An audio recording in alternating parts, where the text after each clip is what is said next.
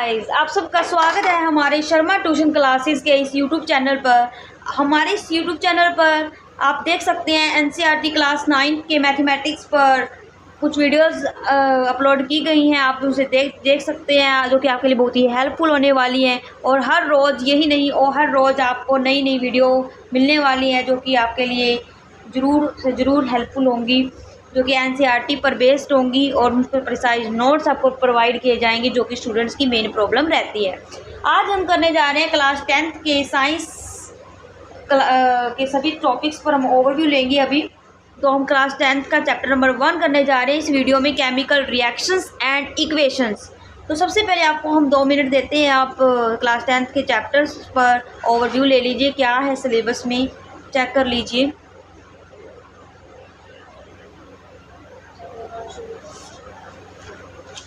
Let us start with chapter 1, chemical reactions and equations। तो हमारा main purpose है chemical reactions को समझना और इक्वेशंस को समझना इस चैप्टर में, कि केमिकल रिएक्शंस क्या होती हैं एंड इक्वेशंस क्या होती हैं। तो इस चैप्टर का नाम सुनते ही आपके माइंड में आया होगा कि ये क्या है, केमिकल रिएक्शंस क्या होती है, तभी हम इक्वेशंस के ऊपर जाएंगे। तो चलिए हम समझते हैं, what is chemical reaction, can we observe it around us. क्या हम इसे अपने आसपास ऑब्जर्व कर सकते हैं, देख सकते हैं? तो देखते हैं भाई ऐसी क्या चीज़ है जो हमारे आसपास। तो ये जानने के लिए कि केमिकल रिएक्शंस क्या होती हैं, तो हमें सबसे पहले अपनी एनवायरनमेंट में, अपनी सराउंडिंग में जो चीज़ें हो रही हैं, जो इवेंट्स हो रही हैं, इंसिडेंट्स हो रही हैं, उस पर थोड़ी नज़र डालनी होगी, अपना ओवरव्यू लेना होगा कि क्या हो रहा है हमारी सराउंडिंग में, जिसे हम केमिकल रिएक्शन कहते हैं। चलो देखते हैं, कुछ एग्जाम्पल है हमारी डेली लाइफ के जो केमिकल रिएक्शन को शो करते हैं, लेकिन हमें पता नहीं है कि एक्चुअल में इसे केमिकल रिएक्शन कहते हैं, ये केमिकल रिएक्शन है। To understand the exact meaning of chemical reaction we have to think about the things that has been going on in our environment. तो एग्जैक्ट मीनिंग अगर हमें जानना है ना केमिकल रिएक्शंस का, we have to think about the things that has been going on in our environment. तो हमें सबसे पहले उन चीज़ों को समझना होगा, सोचना होगा उन चीज़ों के बारे में जो कि हमारे एनवायरनमेंट में हो रही हैं या होने जा रही हैं। That is what happens if, क्या होगा अगर milk is left at room temperature during summer season. अगर हम मिल्क को समर सीजन में रूम टेम्परेचर पर रख दें, ओपन में रूम टेम्परेचर में रख दें, तो क्या होगा आप सब जानते हैं। इसका आंसर देने की ज़रूरत नहीं है, इसका आंसर यही होगा कि मिल्क है जो ख़राब हो जाएगा। हम उसके अलग अलग पर्पज़ के लिए हम यूज़ कर सकते हैं, आप सब जानते हैं, इसके वेल नोन है। एन आयरन तवा और पैन और nail, anything that is made of iron is left expose to humid atmosphere. इसका क्या मीनिंग है भाई? इसका मीनिंग है कि अगर हम कोई भी ऐसी चीज़ जो कि आयरन की बनी हुई है, लोहे की बनी हुई है, उसे हम ह्यूमिड एटमोसफियर यानी कि नमी वाले वातावरण में, खुले में छोड़ देते हैं, is left expose to humid atmosphere, तो क्या होगा? ऑब्वियसली सी बात है, वो जर पकड़ जाएगा, जंग लग जाएगा उसे। नेक्स्ट क्या इवेंट है? Grapes gate fermented. ग्रेप्स को रख के देख लो आप, एटमोसफियर में क्या होगा?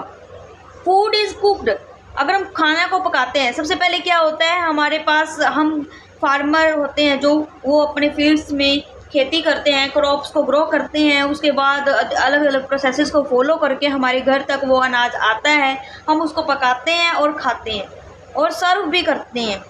तो अलग अलग कंट्रीज़ में भी हमारी जो देश का फूड है वो सप्लाई होता है। तो कितने पर्पज़ है देखो, food gets digested in our body, और तो और उस फूड का हमारी बॉडी में जाने के बाद क्या होता है, क्या प्रोसेसेस होती हैं? फूड गेट्स डाइजेस्टेड, हमारी बॉडी में वो फूड डाइजेस्ट हो जाता है, वो भी एक केमिकल रिएक्शंस के अंदर आता है। कि कैसे आता है वो हम इस चैप्टर में डिटेल में पढ़ेंगे। वी रिस्पायर, और तो और हम ये जो सांस लेते हैं, हम ब्रीथिंग करते हैं एयर में, तो वो भी एक केमिकल रिएक्शन है।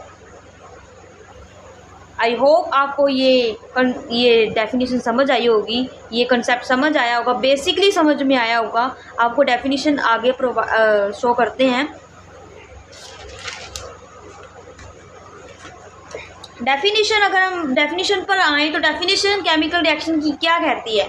अ chemical reaction is a process in which one or more substance are converted into one or more new substances with different properties।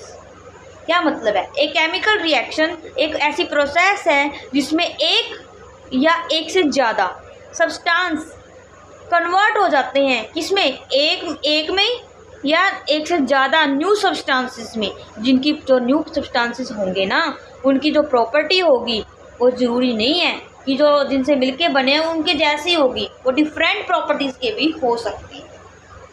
अब यहाँ पर रिएक्टेंट्स क्यों लिखा हुआ है ब्रैकेट में?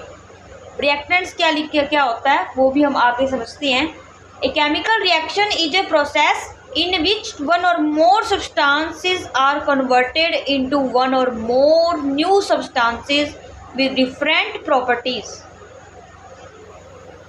तो ये हमने डेफिनेशन पढ़ लिया आपने। तो इसमें रिएक्टेंट्स क्या होते हैं, प्रोडक्ट्स क्या होते हैं, उसको हम क्लियरली अगले स्टेप आने वाले स्टेप्स में समझते हैं। आई होप आपको ये डेफिनेशन समझ में आई होगी। अगर आपको कोई डाउट है इस डेफिनेशन में, कॉन्सेप्ट में, तो आप कमेंट बॉक्स में आप टाइप कर सकते हो। चलो, how do you become to know that a chemical reaction has taken place. अब आपके माइंड में ये क्वेश्चन जरूर आना चाहिए कि केमिकल रिएक्शन कैसे होती है, क्या प्रोसेस होती है, होती कैसे, शुरू कहाँ से होती है और हमें ऑब्जर्व कैसे होती है। There are some indicators of chemical reactions. वहाँ हमारे एनवायरनमेंट में कुछ ऐसे इंडिकेटर्स हैं जो हमें बताते हैं कि हाँ हमारी सराउंडिंग में केमिकल रिएक्शंस हो रही हैं। कैसे? अगर कोई प्रोसेस होती है केमिकली तो ज़रूर हमें कुछ ना कुछ चेंज देखने को मिलेगा स्टेट में। अगर किसी मैटर के केस में हो रहा है तो वो मैटर की चेंज इन स्टेट होगा, चेंज इन कलर हो सकता है, इवोल्यूशन ऑफ गैस हो सकती है, चेंज इन टेम्परेचर हो सकता है, फॉर्मेशन ऑफ प्रेसिपिटेट हो सकता है। किसी मैटर की स्टेट में चेंज आना वो भी एक केमिकल रिएक्शन है। किसी मैटर का कलर चेंज होना, सब्सटेंस का कलर चेंज होना, वो भी केमिकल रिएक्शन है। अगर किसी केमिकल रिएक्शंस में गैस इवोल्यूशन हो रहा है, यानी गैस निकल रही है या हमें गैस रिलीज़ हो रही है, तो वो भी केमिकल रिएक्शंस हैं। चेंज इन टेम्परेचर, अगर कोई सब्सटेंस पहले लो टेम्परेचर पर था उसका टेम्परेचर हाई हो जाता है तो वो भी एक केमिकल रिएक्शन है। ओके, तो एग्जाम्पल पे आते हैं भी। चलो एग्जाम्पल बताओ भाई कि जो हमें बताते हैं हाँ भी ये केमिकल रिएक्शंस हैं। सबसे मोस्ट पॉपुलर एंड इजी जो एग्जांपल आता है क्लास 10th में और हम पढ़ते हैं नॉर्मली साइंस के अंदर, अगर हम केमिकल रिएक्शन पढ़नी हो तो बेसिकली एग्जांपल यही बताया जाता है, बर्निंग ऑफ कैंडल। कैंडल को हम बर्न करते हैं, केमिकल, ये भी केमिकल रिएक्शन है। कैसे है ये केमिकल रिएक्शन? जब स्टार्टिंग में जो कैंडल होती है वो मतलब सॉलिड स्टेट में होती है, वो मुँह से वो जो उसका वैक्स होता है वो वेल कंडीशन में होता है। जब हम उसे बर्न करते हैं तो कुछ गैस रिलीज़ होती है और जो वैक्स होता है वो मेल्ट करना शुरू कर देता है, उसकी स्टेट में चेंज होता है और इवोल्यूशन ऑफ गैस होता है। ठीक है, नेक्स्ट क्या है कि अगर हम मैग्नीशियम लें और ऑक्सीजन की प्रेजेंस में उसे बर्न करें तो क्या बनेगा? मैग्नीशियम ऑक्साइड बनेगा। कैसे बनेगा? हम आने वाले नए टॉपिक के अंदर पढ़ने वाले हैं केमिकल इक्वेशंस के अंदर, जो कि हमें बताएगा कि ये क्या होता है। तो अभी के लिए आप एग्जांपल के तौर पर आप समझ लीजिए कि ये क्या है। मैग्नीशियम एक सब्सटेंस है, जब हम उसे ऑक्सीजन की प्रेजेंस में बर्न करते हैं तो एक न्यू सब्सटेंस बनता है जिसका नाम होता है magnesium oxide. Okay, understand. Next होता है अगर हम कार्बन को ऑक्सीजन की प्रेजेंस में बर्न करें या कार्बन ऑक्सीजन की प्रेजेंस में रिएक्ट करता है तो क्या बनता है? Carbon dioxide, CO2। तो ये कुछ एग्जांपल थे केमिकल रिएक्शंस के जिसमें एक या एक से ज़्यादा सब्सटेंस मिलके न्यू सब्सटेंस बनाते हैं, उसे हम केमिकल रिएक्शन कहते हैं। और केमिकल रिएक्शन के इंडिकेटर क्या हैं वो भी हमने पढ़ा। Change in state, change in colour, evolution of gas, change in temperature, formation of precipitate. Precipitate होता है किसी उसमें प्रेसिपिटेट एक सॉलिड फॉर्म होती है, जो एक सॉलिड होता है जो कि बनता है, फॉर्म बनता है और निकल जाता है from a solution during chemical reaction. Chemical reaction के दौरान जो रासायनिक अभिक्रिया होती है उसके दौरान वो सॉल्यूशन से वो बाहर निकल जाता है। तो formation of precipitate means solid that forms and separates out from a solution during chemical reaction। Okay, तो केमिकल इक्वेशन है हमारा next point.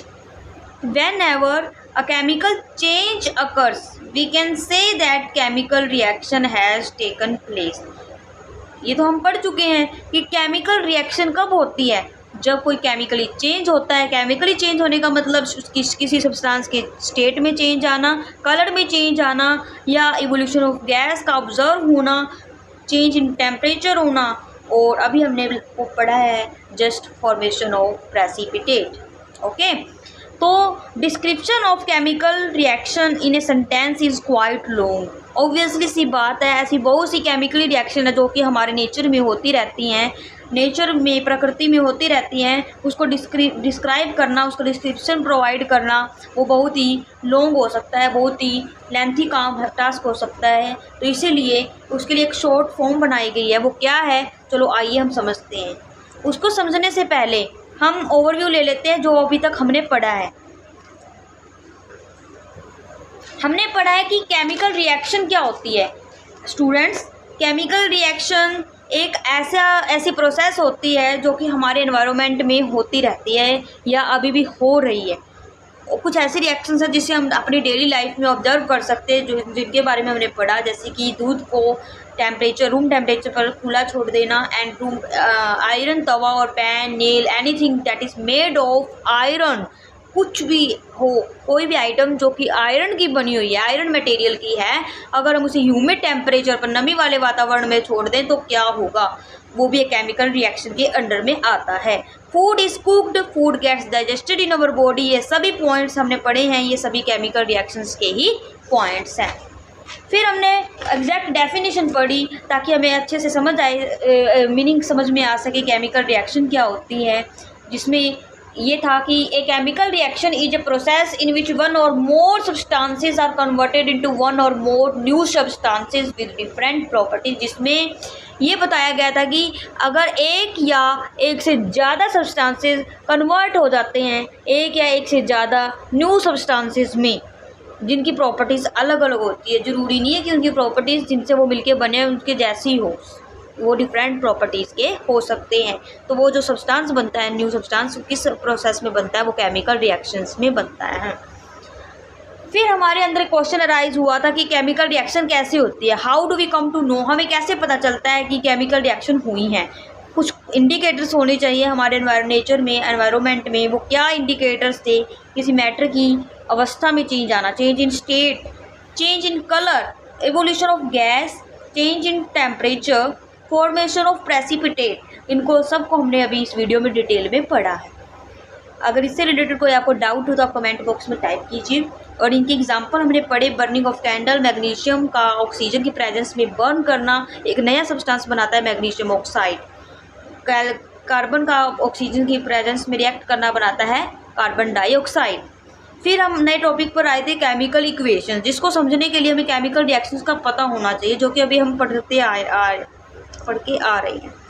Actually chemical reaction को डिस्क्राइब करना एक लेंथी टास्क है, वर्ड्स में अगर हम डिस्क्राइब करें तो बहुत ही लेंथी टास्क है, क्योंकि ऐसी बहुत सी प्रोसेसेस है जिनको हम डिस्क्राइब नहीं कर सकते in the form of words. There is a way to write in short form, it can be written in a shorter form. The simplest way to do this is to write in the form of a word equation। अगर क्या हो, अगर हम इस chemical reactions को word की form में represent करें, कैसे, मैग्नीशियम प्लस ऑक्सीजन, मैग्नीशियम एक सब्सटेंस है, हमने वर्ड्स में लिख दिया, एंड ऑक्सीजन हमें पता है जिसमें नुकसान लेता है। अगर मैग्नीशियम को ऑक्सीजन के साथ रिएक्ट करता है तो एक नया सब्सटेंस बनता है मैग्नीशियम ऑक्साइड। मैग्नीशियम और ऑक्सीजन, इसमें क्या है रिएक्ट, इसमें मैग्नीशियम और ऑक्सीजन क्या है, रिएक्टेंट्स है। क्या है, रिएक्टेंट्स है।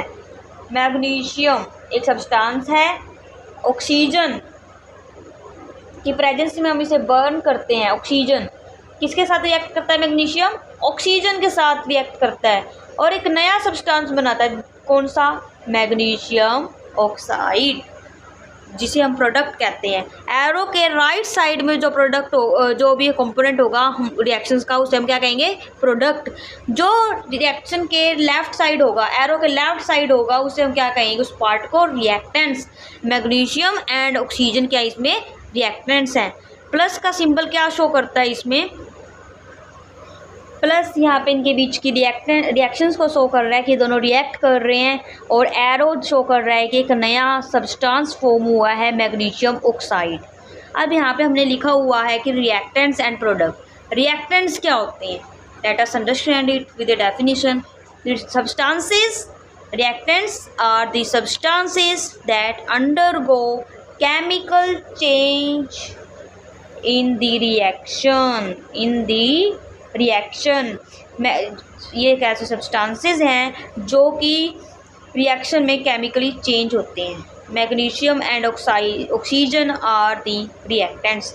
मैग्नीशियम जो कि ऊपर हमें रिएक्शन दी गई है, above reaction magnesium plus oxygen, इसमें मैग्नीशियम और ऑक्सीजन दोनों क्या हैं, रिएक्टेंट का काम करते हैं, जो कि क्या है, ऐसे सब्सटेंस है जो कि केमिकल चेंज में जाते हैं। The substances that undergo chemical change in the reaction.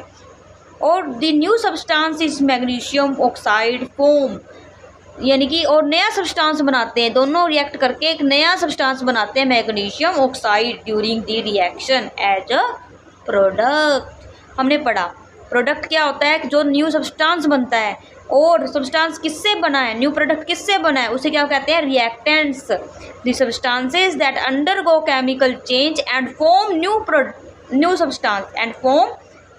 substance are called reactants. Okay, understand? Then let us understand shorter way to represent chemical equations.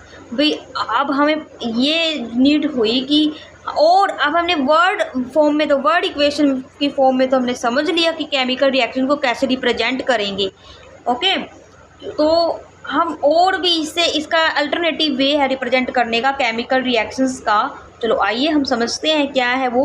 हम केमिकल फॉर्मूले यूज कर सकते हैं, जैसे कि आपको पता है हमने ऊपर रिएक्शन पढ़ी, मैग्नीशियम प्लस ऑक्सीजन। मैग्नीशियम का फॉर्मूला क्या हो सकता है, सिंबल क्या है, मैग्नीशियम Mg, और ऑक्सीजन का O2। ओके, तो दोनों रिएक्ट करते हैं, मैग्नीशियम प्लस ऑक्सीजन, यानी कि मैग्नीशियम का वर्ड की जगह हमने क्या यूज किया, इसका फॉर्मूला, केमिकल फॉर्मूला यूज किया, जो कि क्या है Mg नॉर्मली, एंड ऑक्सीजन का क्या है O2। तो क्या है ये, क्या हमारे पास बना, मैग्नीशियम ऑक्साइड MgO। ओके, तो ये हमारी शॉर्टर फॉर्म है केमिकल इक्वेशन को रिप्रेजेंट करने की। आई होप आपको ये सभी टॉपिक आपको समझ आए होंगे, अंडरस्टैंड हुए होंगे। अगर आपको इस चैप्टर में, इस टॉपिक पर में कोई डाउट आता है तो प्लीज़ आप हमें बताइए, ताकि हम इसे इम्प्रूव कर सकें, इसमें कुछ रिफॉर्म कर सकें, और आपके लिए और अच्छी से अच्छी वीडियोस आपके लिए अपलोड कर सकें, जो कि आपके लिए हेल्पफुल हो, आपके नोट्स बनाने में हेल्पफुल हो। Please like, share and subscribe our Sharma tuition classes YouTube channel.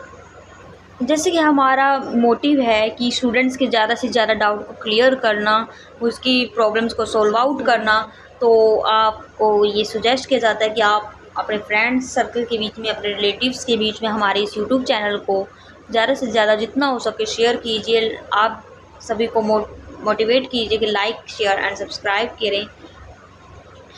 तो थैंक यू सो मच।